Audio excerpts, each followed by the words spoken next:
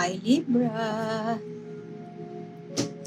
Tagalog Express ulit tayo. Sun, Moon, Rising Sign and Venus para sa sign na Libra, July 2024. Kung nyo lang kung ano yung nakarelate kayo, tapon nyo yung hindi, okay lang yon. So, maaari next month na reading ang makarelate tayo. Pero naniniwala ako, meron tayong mapupulot dito, lalo na yung sa Oracle card, sa dulo, yung extra na card na advice mula kay Universe dahil applicable yun, masyadong marami. Applicable yun sa kahit anong sitwasyon ang pinagdadaanan natin ngayon.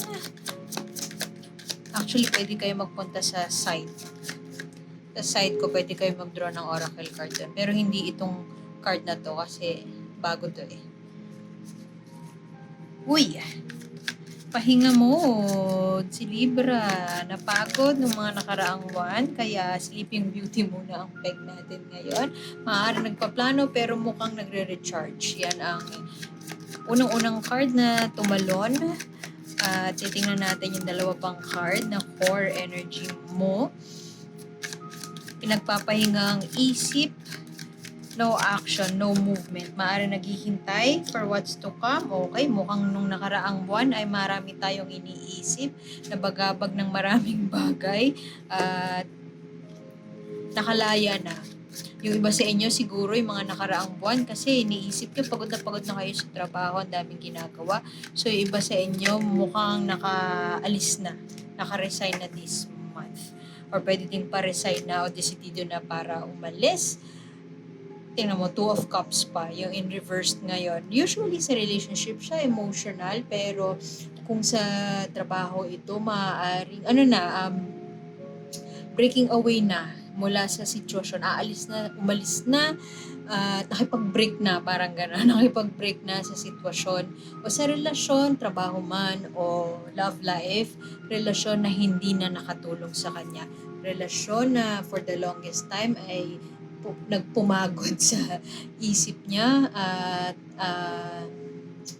alam mo yun, narinig ko mentally exhausted. Punong-puno na si Libra. For the longest time, masyado siyang nag-overthink or masyado siyang naikahon ng relasyon na ito.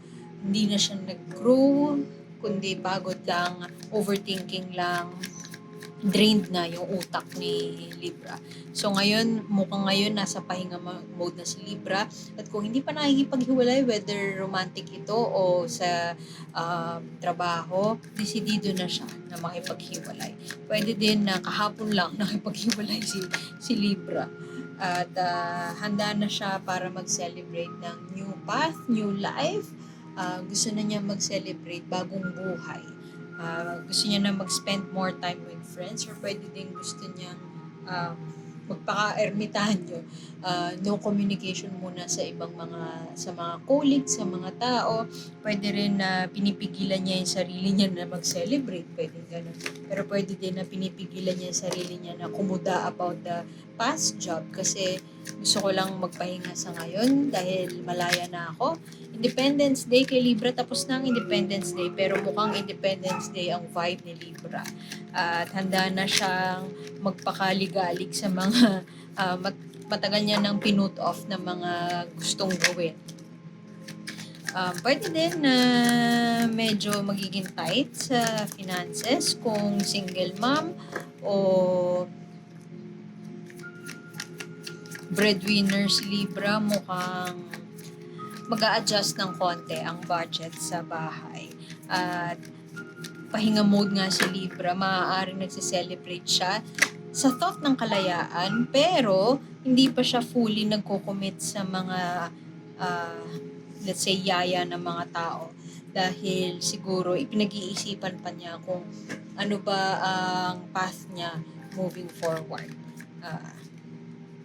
Pwede din na yung iba sa inyo, pinagsisisihan yung naging desisyon. Pero alam niya na magkakaroon lang ng away. Yung iba naman sa inyo, hindi pinagsisisihan at all yung desisyon. Pero alam mo yung nagpapaisip siya, pagsisisihan ko ba? Kasi alam ko sa sarili ko, hindi ko pinagsisisihan yun eh. Pero dapat ko bang pagsisihan? Dahil siguro kung kasal or may partner, siguro si partner siya na yung mag-handle ngayon ng finances sa bahay, siya na yung mas malaking ambag, si Libra hindi masyado makakapag-ambag temporarily, at nagiging cause yun ng away sa bahay. Pero si Libra, keps. Siguro sa ngayon, medyo yung iba sa inyo napapaisip na parang tanggapin ko na kaya yung trabaho na ino-offer sa akin. Kung hindi pa din nakakaalis, ganun din ang iniisip, tanggapin ko na kaya yung ganito. Mag-solo flight na kaya ako. Kasi mukhang okay na siguro yun. Kasi, mas mababa yung offer kesa dun sa dati, yung aalisan or yung gustong alisan ng kumpanya. Pero, meron. Although, sa loob-loob ni Libra, alam niya na there's something better and deserving siya ng something better. May pagtitimpi. So siguro pwede din akong on the verge of away, on the verge of argument with with family members or kapatid na pinapaaral or sa partner dahil nga medyo mababawasan ng ambag sa bahay. Medyo nagpipigil si Libra na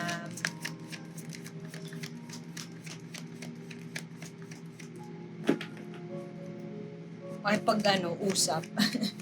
Kasi away lang. Or pwede din na iniiwasan ni Libra yung away, so siya na lang yung mag-a-adjust. Masyadong mabait si Libra, no? Very peaceful, diba? Peace-loving, sabi nila ang mga Libra. Peace-loving. So, iwas sa away. Ayoko ng away. Might as well, ganito na lang gawin ko kaysa yung pag-awayan pa natin yan. Ano ang clarification dito kay Three of Cups? What is the celebration? May celebration sa card mo and I don't see na third party to. Pero pwede din na siguro isang tao or mangilan-ngilan Libra na nakipag-break dahil nasasakal na sa isang relasyon at pwede din na itong si Libra ay papunta sa isang tao na matagal niya nang gusto. Siya yung may third party pala, no? Pwedeng ganun kasi nga celebration na may kinalaman sa pera. Oh! Magse-celebrate si Libra, pwedeng ganon, or pwede din na yung ipon niya, may sapat siya na ipon. So, bibili siya ng ari-arian, property, bahay, maglo-loan, pwedeng ganon. Pwede rin na mag-i-invest siya sa isang bagay na matagal niya nang iniisip na investan. Financial stability, may sapat na ipon para may naipundar si Libra at baka ito yung pwede ding pinag-aawayan kasi yung naipundar niya na ito ay para sa kanya. Not because selfish si Libra, pero alam niya pinaghirapan niya at goal niya, ginawa niya ng paraan para maipundar yun. Pwede din na meron kang in-laws na hindi kasundo or pwede din na in-laws na kikialam sa pera sa bahay.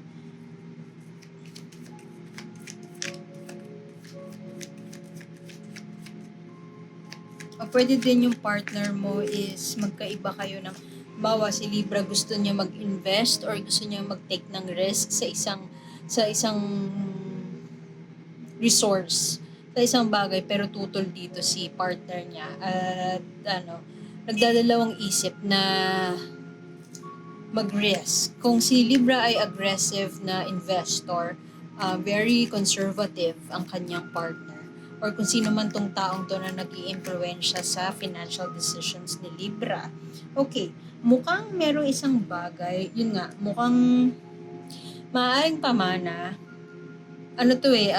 parang sudden windfall of money. Ibig sabihin may darating na pera. It doesn't necessarily mean na mananalo ka sa loto, pero pwede yung ganun. Pero what are the chances? What are the odds? 0 odds.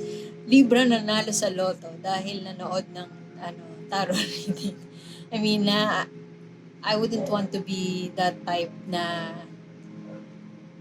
tarot reader na ito ang kapalaran mo, mananalo ka ng loto next month, yung gano'n. Kasi I'm an intuitive tarot reader pero hindi ako manghuhula.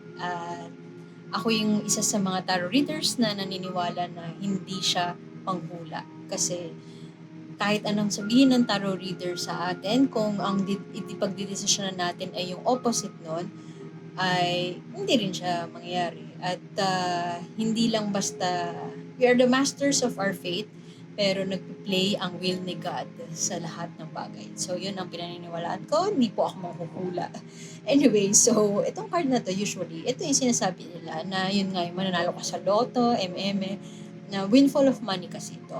So, kung interpret ko as that tarot reader na hindi naniniwala na masasabi ko ang inyong kapalaran, pero makapagbigay ako ng guidance, doon ako naniniwala.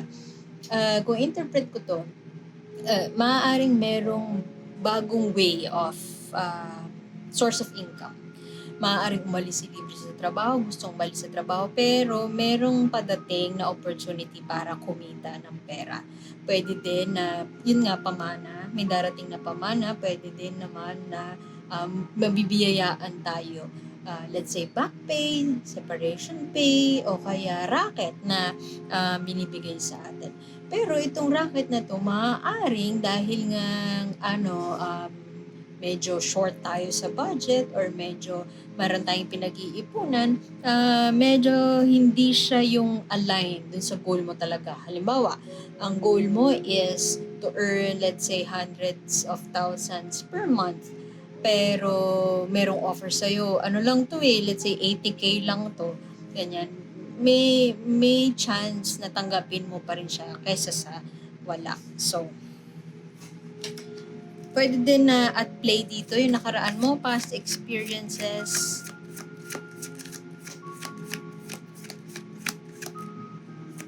Siguro yung network mo, yung mga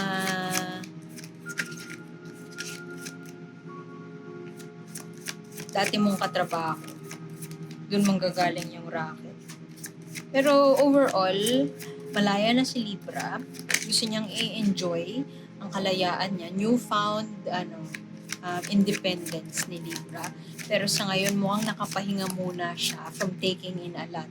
Although, yun nga, surprisingly, may darating na isang investment opportunity at mukhang i-take siya ni Libra. May chance na i-take mo siya. Ano yung mensahe ni Universe para kay Libra? Meron dalawang tao dito, court card sa'yo. Pwedeng isa ka dito, Taurus, Virgo, Capricorn. Pwedeng ikaw to, Queen of Pentacles na reversed, at yung partner mo itong King of Pentacles reversed. Soulmate connection siya, pero may part of you, medyo gusto mo nang tumiwalag dun sa old ways of thinking na yun. Pwede din na parents mo yan, in-laws mo yan, at medyo merong konting pagtatalo or hindi pagkakaunawaan pagdating sa pag-handle ng pera. Kaya nasabi ko din na soulmate. Alam mo yung pag sabi ng matatanda, yung magtabi-tabi po ka, or magdala ka ng pat-pat lagi pag mag-venture. Pag lalabas ka, alam mo yung pagpapasok ka ng madaling araw, tapos may asong gala na hahabol sa'yo. Ewan ko may naka-experience sa inyo ng ganon. Tapos next na labas mo, alam mo, kailangan mo na magdala ng pat-pat. Ito yun, bravely go. Merong mga bagay na sorry sa ingay, may mga bagay na magdudulot sa atin ng pangangamba. Ano tong mga pangamba na to? Pangamba para pumunta sa isang bagay na hindi tayo sigurado. Pangamba para mag-take ng risk sa mga bagay na hindi tayo sure kung anong balik. Ngayon, yung universe sinasabi sa'yo, just go for it. Tread that path anyway. Walk the path anyway. Magdala ka lang ng stick. Don't forget the stick para tulungan ka kung alam mo na hindi siya nakakatulong, di ba? Pag may masasamang loob na gustong ang gulo ng path mo. Pero, pwede na siya pang-deter ng aso, pang-deter ng mga malilit na bagay. Pero, alam mo yun, kahit pa, alam mo hindi naman nakakatulong ang stick para ano ba yan? Para ma-defend mo yung sarili mo. May psychological effect siya na parang somehow you're protected dahil may stick kang dala. So, maraming, tapos ayun, tingnan mo may best friend siya na may bit-bit siya na something na it gives an illusion na protected ka. So, ang point is, yun, gaano man kadilim ang what's out there, andyan ka na, papunta ka na doon. May oportunidad na para tahakin yung path na yun. Madilim man, kaya mo yan. Yun yung gusto sabihin ni universe sa'yo. Kaya mo yan. Dala ka ng stick. So, iwan ko na yun dun. Salamat for enduring yung buong reading at pasensya na sa ingay. Like, share, and subscribe lang po para masubaybay natin yung mga next na upload. And sana makita ko kayo next time. Salamat and see you soon. Bye!